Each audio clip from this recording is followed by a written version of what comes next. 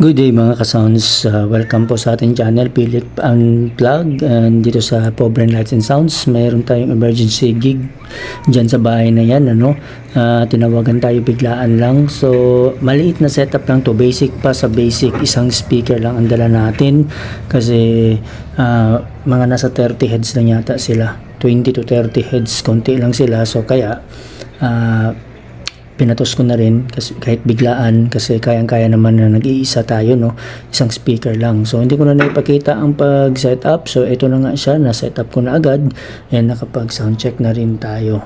So bali ang charge ko dito napakamura lang sa ganitong setup, 3.5 lang ito mga sounds, kasi ano lang to masyadong maliit lang, very very basic. So ang dala ko lang dyan is backdrop lights na dalawa para just to give mood sa corner, and then meron tayong, as you can see, mini moving heads na dalawa na 100 watts. So yan yung parang nagpaganda sa mood dyan, parang ano lang yan, parang veranda na may garage na maliit. So yan, kung nakikita nyo, konting-konti lang talaga sila.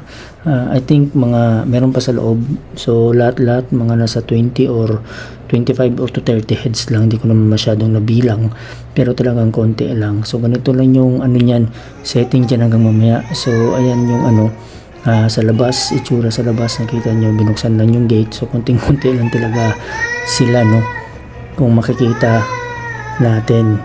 So actually hindi pa naman nag-start, so may inaantay-antay pa silang mga konti lang din na bisita, pero maya mag-i-start na yan.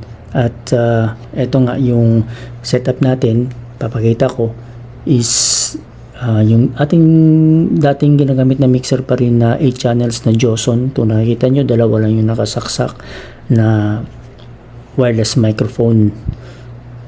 So yan, and gumamit din tayo ng DMX kasi yan yung nagko-control sa ating mini moving heads na 100 watts, and naka-wireless din yan, DMX wireless, para konti lang yung wire natin na ilalatag, So yan lang, and yung mga natin, changing color lang yung natin, yung backdrop light. And yan, of course, yung ating power amplifier na new box, 4 channels na class D amplifier. So isang channel lang din ginamit natin dyan, channel 3 lang, nakita nyo naman yung nagbi-blink, yun lang, tapos isang speaker lang syempre. So napakaganda, napakagaan. So yan yung advantage ng class D amplifier. Ito naman yung ating AD, yung ating new box wireless microphone, yan yung receiver niya. So yan yung finiture natin na bagong microphone natin, yan yung ginamit. So napakaganda rin ng tunog, malinaw, malakas, mura lang, 2,080 pesos lang ba yun, something like that. And then naka power controller, direct po tayo, connection, hindi na tayo gumamit ng mga processor, So yan lang, yung naka-on dyan is yung power controller, tsaka yung power amplifier, and yung ating new box wireless microphone. So ayan na, yan yung ating new box wireless microphone. So yan yung previous na vlog natin na pinakita. So yan yung backdrop light natin. So changing color lang, as I've said kanina, yung mga gamit natin yan lang. So naglagay tayo ng isa din doon sa may speaker, so dalawang lang yan, backdrop light na naka-changing color, and then yung, of course, yung ating speaker na Kevlar ZLX12 passive na napaka clear, maganda, magaan, crispy yung sound. So mamaya magpe-prayer. So ayan, pakinggan na natin yung prayer. Gamit ang ating new box wireless microphone.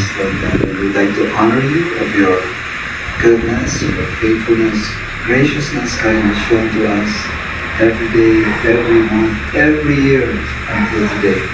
It's you who is the real hero in our lives, because you are our good God. And today we celebrate your goodness in our lives.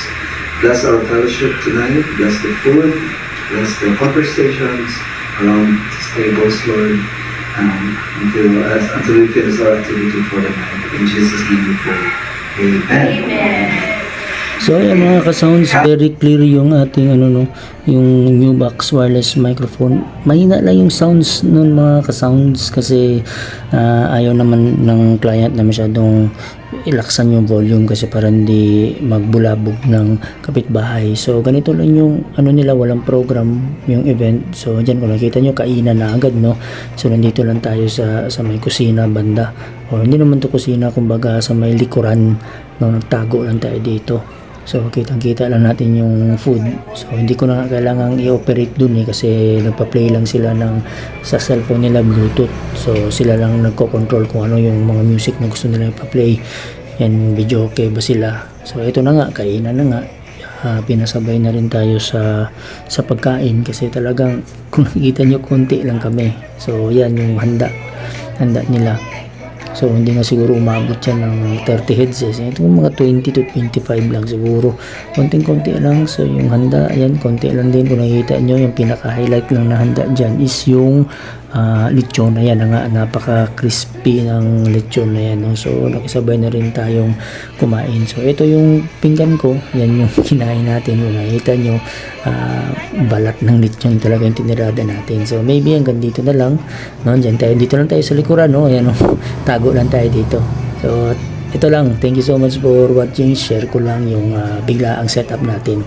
God bless po and to God be the glory.